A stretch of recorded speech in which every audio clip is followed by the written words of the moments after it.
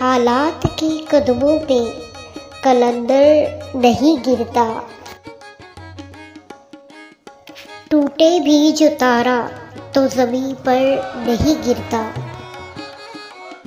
گرتے ہیں بڑے شوق سے سمندر میں دریا، لیکن کسی دریا میں سمندر نہیں گرتا۔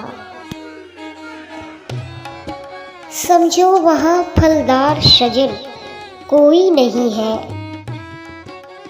وہ صحن کہ جس میں کوئی پتھر نہیں گرتا۔ اتنا تو ہوا فائدہ بارش کی کمی کا، اس شہر میں اب کوئی پھسل کر نہیں گرتا۔ انعام کے لالچ میں لکھے مدح کسی کی، اتنا تو کبھی کوئی سخنور نہیں گرتا۔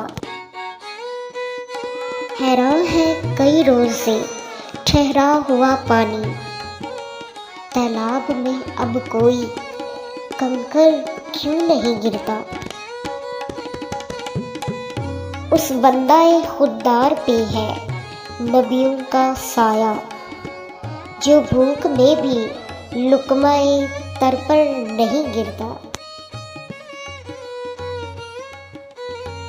کرنا ہے سرمار کا زیست تو سن لے، بے بازوئے حیدر در خیبر نہیں گرتا۔